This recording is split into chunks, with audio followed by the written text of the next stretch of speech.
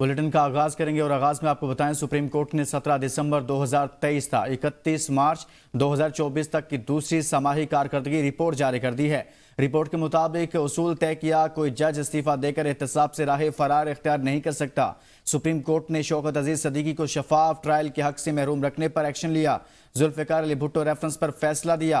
परवेज मुशर्रफ के खिलाफ खुसूसी अदालत का फैसला बरकरार रखा गया। ताहयात अहली के फैसले को खत्म किया गया। सुप्रीम कोर्ट ने एक फैसले में उसूल तय किया कि खुला के लिए अहलिया की रजामंदी जानना जरूरी है। 17 दिसंबर से 31 मार्च तक 5427 मुकदमात दर्ज हुए।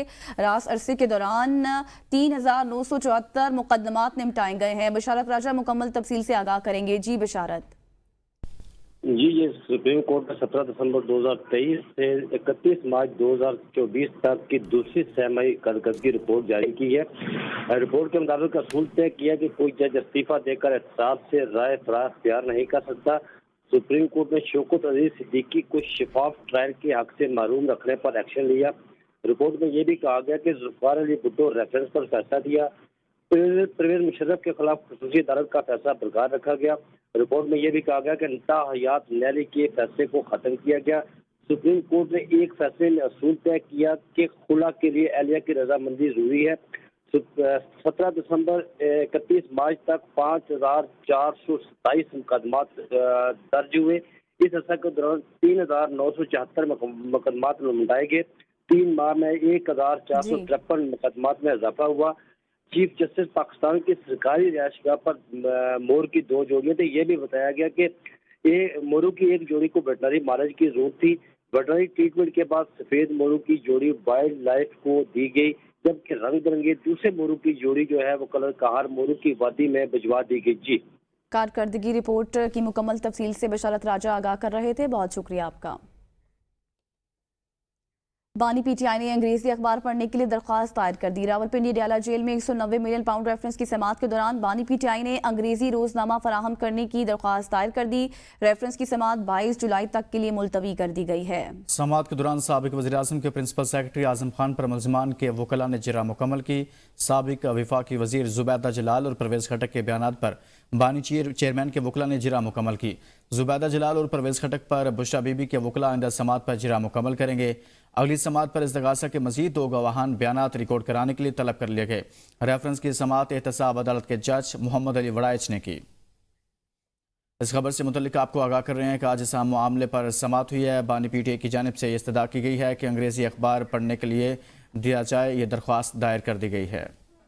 बजट में चीनी की सप्लाई पर फी किलो 15 रुपये फेडरल एक्साइज ड्यूटी के असरात। यूटिलिटी स्टोर्स ने वज़ीर-ए-आज़म रिलीफ पैकेज के तहत चीनी की फरोख्त बंद कर दी है। यूटिलिटी स्टोर्स ने FED की वजाहत के लिए FBR से एडवाइस मांग ली। FBR से एडवाइस मिलने के बाद चीनी की तरसील शुरू करने का फैसला किया गया है। इस मुतालिक तफसीलात से आगाह करेंगे रिजवान अब्बासी। जी रिजवान, बताइएगा।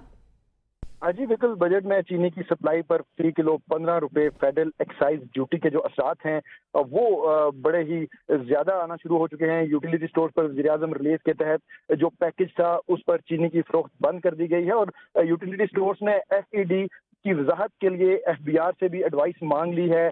FBR की एडवाइस मिलने के बाद ही चीनी की जो तरसील है वो शुरू की जाएगी और कॉरपोरेशन के पास इस वक्त वाफर मिकदार में चीनी दस्तयाब है, क्योंकि कॉरपोरेशन ने इस मरतबा 1 साल का जो टेंडर था वो ओपन टेंडरिंग की हुई है और उसमें जो चीनी की जो फराहमी है वो बहुत ज़्यादा होगी और फी किलो जो 15 रुपये फेडरल एक्साइज ड्यूटी की वजह से जो चीनी की जो फरोख्त बंद है, इस पर जो ही FBR की जानिब से जो एडवाइस दी जाएगी उसके बाद इसको क्लियर किया जाएगा और फिर चीनी की जो तरसील है उसको शुरू किया जाएगा। FBR से एडवाइस मांगी गई है और उसके बाद चीनी की तरसील शुरू की जाएगी। बहुत शुक्रिया रिजवान। चीफ इलेक्शन कमिश्नर और मेंबरान इलेक्शन कमीशन के खिलाफ सुप्रीम जुडिशल काउंसिल में शिकायत हलीम आदिल शेख, जस्टिस रिटायर्ड अलमारुल हक कुरैशी और शबीर अहमद ने मुश्तरका तौर पर दायर की है। शिकायत के मुताबिक चीफ इलेक्शन कमिश्नर और अरकान आईनी जिम्मेदारी अदा करने में नाकाम रहे हैं।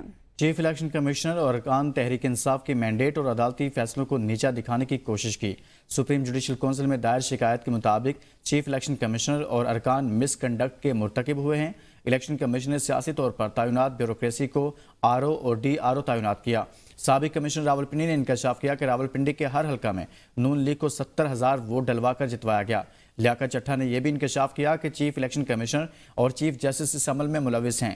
الیکشن کمیشن نے پی ٹی آئی کو پہلے انتخابی نشان پھر اس کے نامزد ارکان کو پارٹی نام سے محروم کیا۔ چیف الیکشن کمشنر اور ارکان کی اقدامات سے 12 کروڑ سے زائد ووٹرز متاثر ہوئے۔ درخواست میں استدعا کی گئی ہے کہ چیف الیکشن کمشنر اور ارکان پر عائد الزامات کی انکوائری کی جائے۔ انکوائری میں الزامات ثابت ہونے پر چیف الیکشن کمشنر اور ارکان کی برطرفی کی سفارش کی جائے۔ نواز شریف کی زیر صدارت نون لیگ کا لاہور میں مشاورت اجلاس، وزیر اعلیٰ پنجاب مریم نواز بھی اجلاس میں شریک ہوئی۔ نون لیگ کی لیگل ٹیم نے نواز شریف کو موجودہ سیاسی صورتحال پر بریفنگ دی۔ مخصوص نشستوں پر سپریم کورٹ کے فیصلے سے متعلق بھی مشاورت کی گئی۔ اجلاس میں اتحادیوں کو ساتھ لے کر چلنے سے متعلق امور پر بھی غور کیا گیا ہے۔ چیئرمین وزیر اعظم یوتھ پروگرام رانا مشہود کا کہنا ہے کہ معاشی مضبوطی ملک دشمنوں کو ہضم نہیں ہو رہی، حکومت اپنی مدت پوری کرے گی، پاکستان میں کاروباری حالات بہتر ہو رہے ہیں۔ افواہ ساز فیکٹریاں صرف لوگوں کے ذہن خراب کرتی ہیں، معاشی اشاریے مثبت سمت میں گامزن ہے، ملک دشمن شور مچاتے رہیں گے، ملک ترقی کرتا رہے گا، بیرونی سرمایہ کاری سے معیشت مضبوط ہوگی۔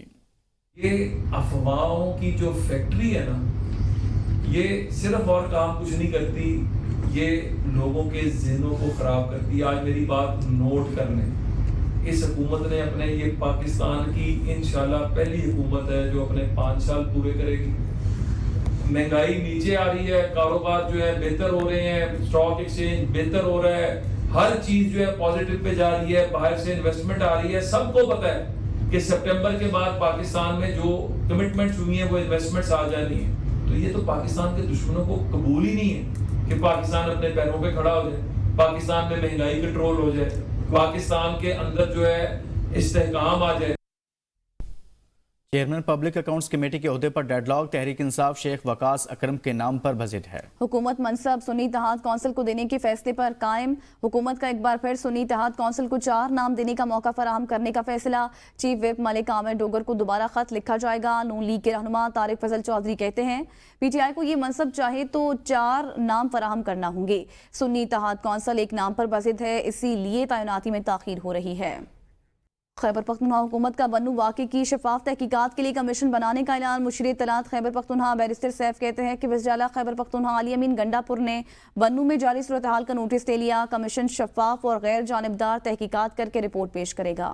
رپورٹ میں ذمہ داروں کی نشاندہی کی جائے گی، رپورٹ کو پبلک کر کے ذمہ داروں کے خلاف قانونی کارروائی کریں گے۔ دشمن نہ صرف حالات خراب کرنے کی طاق میں بیٹھے ہیں، انہیں امن خراب کرنے کا موقع نہیں دینا چاہیے۔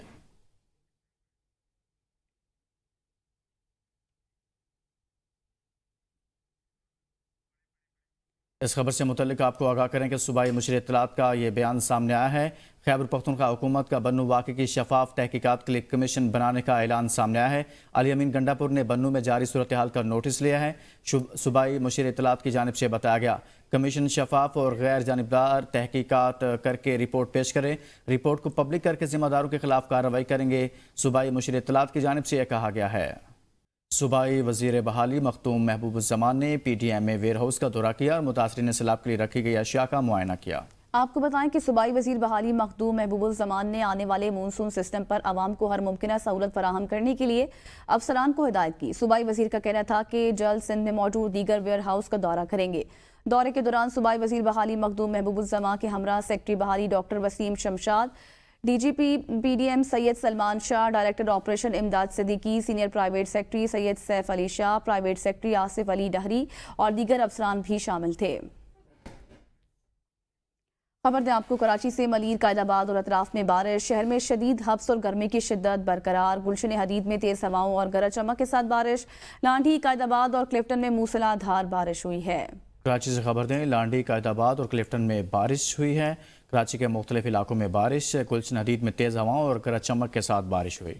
بارخان میں رکھنی کے قریب 132 kV پول تیز ہواؤں کے باعث گر گیا، پول گرنے سے بارخان اور کوہلو میں بجلی کی سپلائی معطل ہے۔ کیسکو ترجمان کے مطابق ٹاور گرنے کی وجہ سے 132 kV بارخان اور کوہلو گریڈ اسٹیشنز کو بجلی کی فراہمی معطل ہے۔ ٹاور کی مرمت کے سلسلے میں متعلقہ سائٹ پر سامن کی منتقلی کا عمل شروع کر دیا گیا۔ کل رات تک کام مکمل کر کے بارخان اور کوہلو گریڈ اسٹیشنز کو بجلی کی فراہمی شروع کر دی جائے گی۔